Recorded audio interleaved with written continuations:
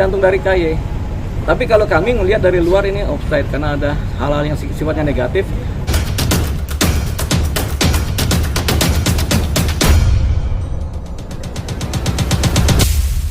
Jadi si Paula melaporkan hakim. Siapa lagi yang dilaporkan?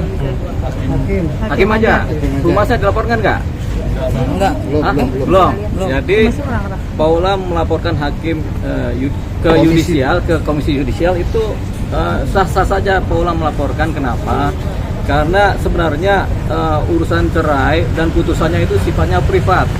Walaupun sidangnya berlaku umum, siapapun boleh dengar bisa, atau malah hanya khusus keluarga aja, tapi putusan cerai biasanya privat ya. Itu tidak bisa dipublikasikan kepada khalayak ramai, apalagi kalau sifatnya adalah ada kata-kata yang narasinya adalah seolah-olah negatif dan menimbulkan pencemaran nama baik gitu. Sebenarnya ini saya dengar ada kata durhaka ya yang disampaikan, bahwasanya Paula ini durhaka. Itu nggak patut disampaikan ke publik karena kata durhaka ini konotasinya sangat negatif sekali. Sama kayak maling kundang itu kan durhaka.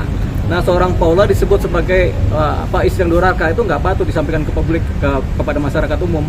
Tapi dalam putusan bisa saja disebutkan karena ini kan sifatnya privat ya, putusan perdata yang sifatnya privat ya. Jadi putusan ini di dalam putusan nggak apa-apa disebut begitu kalau memang ada bukti atau fakta, tapi tidak boleh disebarluaskan kepada umum. Nah, ini yang sekarang adalah offside.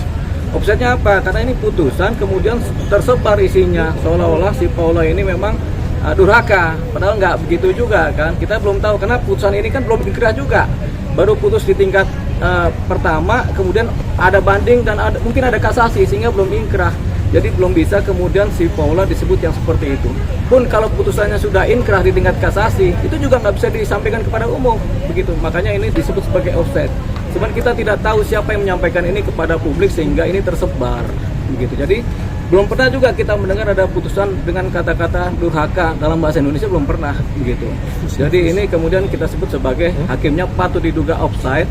Dan ini kemudian ketika Paula melaporkan persoalan ini ke KY, ya ini sudah sah-sah saja. Tinggal KY yang memutuskan apakah ini bisa dianggap sebagai hal yang maladministrasi atau malpraktik dari si hakim atau tidak, biar KY yang memutuskan. Apakah sudah sesuai prosedur dengan SOP dari proses penanganan perkara oleh hakim, apakah sudah sesuai dengan kode etiknya juga dan prosedurnya juga, ini tergantung dari KY.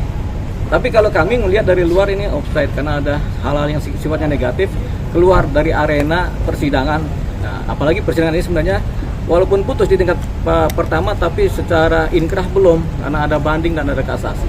Berarti ini murni kecerobohan dari patut diduga begitu, kecerobohan dari hakim menyampaikan suatu hal yang belum inkrah kepada publik begitu. Jadi alasan-alasan membenarkan cerita ini itu nggak dapat kalau bagi kami ya. Tapi secara putusan boleh saja diputuskan demikian, tapi ini sifatnya privat, sekali lagi privat ya. Jadi nggak bisa kemudian diumbar luas kepada publik. Bang, ini kan Paula kan public figure, Bang. Ini public figure artinya banyak juga orang yang ingin mengetahui alasan akhirnya diputus.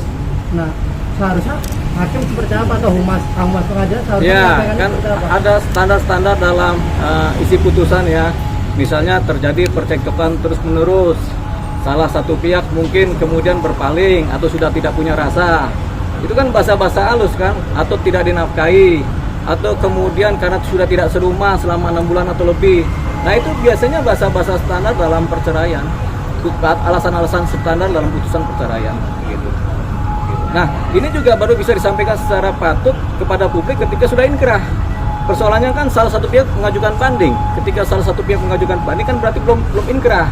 Nah, dalam posisi ini makanya tidak patut suatu putusan yang belum inkrah kemudian disebarluaskan sebagai suatu putusan yang kemudian semua orang harus tahu, dan kemudian isinya juga ada kata-kata yang memang negatif, pretensi negatif.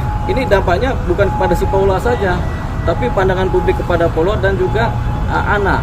Ini anak kan nggak ngerti apa-apa, tahu-tahu dibilang ibunya durhaka. Nanti kalau anak berpandangan ini seperti maling kundang bagaimana? Nah, itu tadi yang makanya kita bilang hakim tampaknya offside dalam hal ini. Bang, kalau putusan perceraian itu ini nggak sih Bang di WhatsApp-nya Mahkamah Agung, Bang, putusannya Ya, di upload di website Mahkamah Agung nggak sih Bang? Kalau perceraian? Dulu diupload, sekarang kita belum tahu ya. Tapi putusan ini walaupun diupload di websitenya Mahkamah Agung juga ada yang ditutup, yaitu nama anak ditutup, terus apa persoalannya juga kadang-kadang ditutup. Jadi rata-rata nama anak ditutup. Jadi anak X misalnya, ada nama anak tadi ditutup, itu kan nggak boleh. Makanya di website Mahkamah Agung juga nggak ada itu, begitu. Seperti itu kira-kira. Bang, bisa nggak Pak Ulamnya melaporkan balik mantan suaminya Bang karena menyebarkan hasil-hasil putusan hakim itu sendiri Bang? Bisa aja kalau dilaporkan, kan itu kan termasuk pencemaran nama baik kan, apalagi disampaikan secara terbuka kan. Apalagi putusannya belum inkrah, sekali lagi yang menjadi dasar pola bisa melaporkan si suaminya ini karena putusannya belum final, belum inkrah, artinya belum punya kekuatan hukum tetap, jadi pola bisa melaporkan suaminya.